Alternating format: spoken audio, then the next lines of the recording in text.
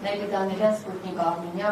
պարոն Անանյան, ես դարձյալ ուզում եմ վերադառնալ Թրիփին, հաշվի առնելով ձեր փորձառությունը նաև մաքսային ոլորտում,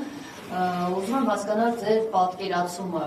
Սկզբում մեզ ասվում էր, որ այնտեղ լինելու է մաքսային այնպիսի ռեժիմ, որի դեպքում մեր սահմանապահները հսկելու են տարածքը, հիմա պարզվում են, որ մասնավոր ընկերություն է ստեղծվելու, Նիկոլ Փաշինյանը նույնիսկ ասում էր մարդու այդ գործ չեն ունենալու, ինչ-որ սարքեր կարող են դրվել, մարդիկ սարքերի միջոցով մաքսային գրանցումները իրականացնեն եւ այլն։ Դուք ոլորտին որպես քաջատեղյակ անձնավորություն որքանով եք, ինչպես եք պատկերացնում այս ռեժիմի վերջը ինչպես է գործելու, ով է ում հետ հանդիպելու այդ սահմանին, ով է անելու գրանցումները, ինչ ձևով են հավաքվելու մաքսատուրքերը, ով է լինելու դրա պատասխանատուն եւ այսպես ասած back office-ը, front office-ը իրենցից ինչ են ներկայացնում, ի վերջո ինչ է ունենալու մենք այդտեղ, ով է հսկելու մեր երկրի սահմանը։ Այսօրվա տեղեկատվության պայմաններում պետք է ազնվորեն ասեմ, որ չգիտեմ, չեմ պատկերացնում, որովհետեւ շատ դեպքերում մաքսային հսկողության վերաբերյալ դատողություններ են արվում, որը որ իմ փորձից ու իմ գիտելիքից մի քիչ անդին է։ Միգուցե ես մի քիչ պակաս գիտեմ, կարող է ասենք համաշխարհային փորձը հասել է նրան, որ մաքսային հսկողությունը առանց օրինակ հենց ֆիզիկական որոշակի գործառույթները ներգործության հնարավոր է իրականացնել, դա ասեմ, որ հնարավոր չի։ Կարող է որոշակի գործառույթներ մոնիտորինգային կատարվի, բայց կան մաքսային ընթացակարգեր, որոնք որ իրենցից ենթադրում են ֆիզիկապես շփում մաքսավորի եւ քաղաքացու հետ։ Հետևաբար ես չեմ պատկերացնում իրենք ինչ են ուզում։ Ես կարող եմ ասել, մենք որ ինչպես ենք պատկերացնում։ Մենք պատկերացնում ենք, որ մեր սահմանային հսկողությունը, թե մաքսային, թե սահմանապահների հսկողությունը պետք է 100%-ով իրագործվի։ Մենք այդպես ենք պատկերացնում։ Եվ պատկերացնում եմ, որ դա նաև ԵԱՏՄ-ի մեր գործընկերների հետ մենք պետք է քննարկում անենք, որովհետև մեր սահմանը նաև ԵԱՏՄ-ի սահմանը։ Հետևաբար մեր մաքսային սահմանների նկատմամբ մաքսային գործընթացները իրականացվում են ԵԱՏՄ մաքսային օրենսդրության շրջանակներում։ Հետևաբար այդտեղ բազմաբնույթ ու բազմաբևեռ հարցեր կան, որոնք որ պետք է քննարկվեն։ Ես չգիտեմ այդ հարցերը քննարկվում են այսօր թե չէ, որովհետև տրիպի հետ կապված քննարկումներ ԵԱՏՄ-ի շրջանակներում համենայն դեպս տեղեկատվություն չունենք, չի էլ անոնսավորվում, լրահոսում այդպիսի բաներ մենք չենք տեսնում, չենք կարդում, նաև պաշտոնական եւ ոչ պաշտոնական լրահոսի նկատի ունեմ։ Հետևաբար ձեր հարցին այսօր պատասխանելը շատ բարդ է, որովհետեւ կան բազմաթիվ հարցեր, որոնք ուղղակի մենք չգիտենք, եւ բազմաթիվ անհայտներով հավասարում լուծելը ես հիշում եմ, որ մաթեմատիկայում կարելի է լուծել երկու անհայտով հավասարում, 3 եւ 4-ը ոնց որ թե արդեն բարձրագույն մաթեմատիկա է, որոնք որ չլուծված խնդիրներ կան, էլի բարձրագույն մաթեմատիկայում դրանք լուծողները Նոբելյան մրցանակի են, էլի մրցանակի են արժանանում։ Հետևաբար չեմ կարող ասել այդ բազմաթիվ անհայտներով հավասարում ինչպես է լուծվելու։ Ես գիտեմ մեր մոտեցումը, բայց ես չգիտեմ մենք որ վերցրեցինք օրինակ ամբողջ գործընթացները, ես չգիտեմ թե իրավապայմանագրային եւ ոչ իրավապայմանագրային նաեւ ինչպիսի այսպես ասած գետնի վրա իրավիճակ կա, որը որ մենք դեռ պետքա շտկենք։ Հետևաբար մենք չպետք է զգուշ լինենք, շատ բան չխոստանանք, հետո տեսնենք, որ այնքան շտկելու բան կա, որը որ շատ ավելի անմարդկային ջանքերը իրանից պահանջում։ Իսկ նման միջազգային փորձ կա արտապատվիրակելու մաքսային հսկողությունը մասնավոր ընկերության։ Գիտեք, կա, բայց ոչ այն երկրներում, որտեղ որ սահմանային դեռևս չլուծված խնդիրներ կան մեղմ ասած։ Հասկանում եք, հա, կարող է լինել։ Կարող են լինել եւ կա այդպիսի բաներ, բայց ոչ այն երկրում, որը որ մենք ենք, կամ նմանատիպ երկրներում չի կարող նման բան լինել։ Շնորհակալություն եւ եթե կարելի է երկրորդ հարցը ուզում եի անդրադառնալ նաեւ երկաթուղու խնդրին, չգործող երթուղիները վերագործարկելու առաջարկներին եւ այլն։ Հանեն հերթանքերությանը տված վերջին հարցազրույցում Նիկոլ Փաշինյանը ասաց, որ մանրամասն ուսումնասիրել է քարտեզը եւ գտել է նոր տարբերակ Ադրբեջանը Թուրքիային Իջևանի միջոցով միացնելու ամենակարճ ճանապարհը, որը անցնում է Ֆիալետովով, միանում է Վանաձոր Գյումրի երկաթգծին եւ դուրս է գալիս դեպի Թուրքիա, այսինքն Ղազախից հասնում են Գյումրիով դուրս են գալիս Թուրքիա։ դուք ձեր քաղաքական թիմը ուսումնասիրել եք քարտեզը, գտել եք երկաթուղի վերագործարկելու ինչ-որ այլ միջոցներ, կամ գուցե համաձայն եք Փաշինյանի հետ, եւ նաեւ հրապարակ նետվեց այն թեզը, որ երկաթուղին ռուսական կողմը լավ չի ղեկավարում, լավ չի կառավարում, գուցե համաձայնության կանք եւ միասին տանք երրորդ որևէ երկրի, այս առաջարկին ինչպես եք նայում։ Տեսեք, մենք քարտեզին նայելով երկաթգիծ չենք կառուցում, որովհետև դա անում են մասնագետները եւ դա այլ գործընթաց է իրանից ենթադրում։ Մենք ուղղակի գիտենք, որ կան կոնսերվացված ծրագրեր եւ այդ կոնսերվացված ծրագրերը մենք իրագործելու ենք։ Դա հյուսիս-հարավ երկաթգիծն է, որը 14 թվականին չինական կողմը կոնսերվացրեց, որովհետև որոշակի մեր կառավարությունը այն ժամանակ դոմինանտությունը տվեց հյուսիս-հարավ ավտոմայրուղին, այսինքն երկաթգիծը կոնսերվացվեց։ Բայց դրանից հետո տեղի են ունեցել շատ կարևոր իրադարձություններ, օրինակ Չինաստանը Անակլայում նավահանգիստ է կառուցում, որը այն ժամանակ դեռ չկար։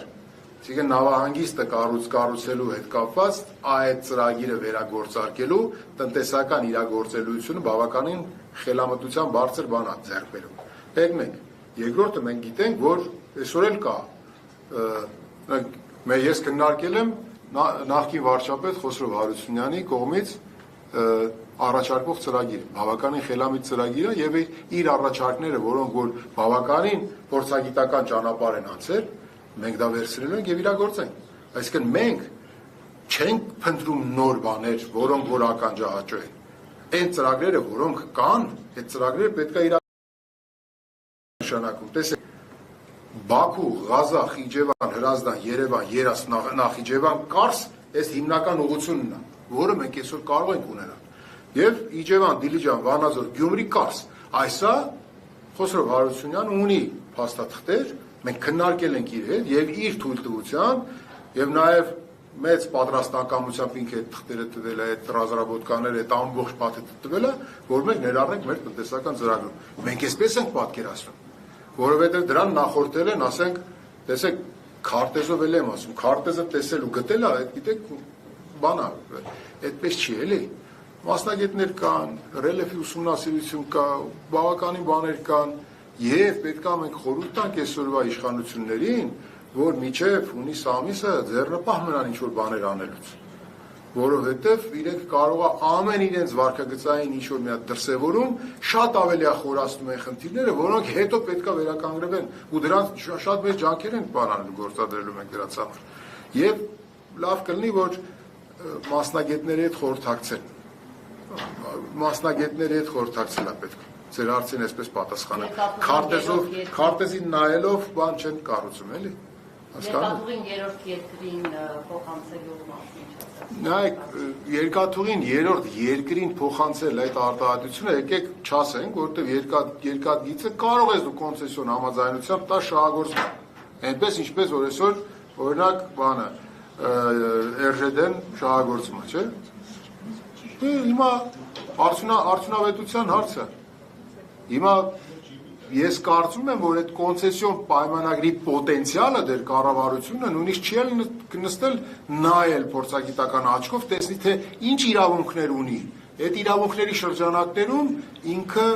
մեր ռուս գործընկերներին պահանջներ առաջադրի։ Պահանջները, որոնք որ ներկայացվում են, դրանք որոշակի դեկլարատիվ բնույթի են։ Դրանք ավելի շատ ոչ թե գործընկերային ու տնտեսական են, այլ մի քիչ քաղաքական ենթատեքստ պարունակող են, էլի։ Դրանք կատարում են փակ բաների կաբինետներում, նստում են փորձագետները, ուսումնասիրում են կոնցեսիոն պայմանագիրը, եւ դա մեծ է այդ պայմանագիրը։ Իրենց պետք է ասեն, որ ամբողջ ծավալը նայեն, որտեղ այնտեղ հավելվածներ կա, ամբողջը կարդալուց հետո տեսնում են, թե ինչ հնարավորություն ունի կառավարությունը պահանջելու այն, ինչ որ պայմանագրային իր իրավունքն է։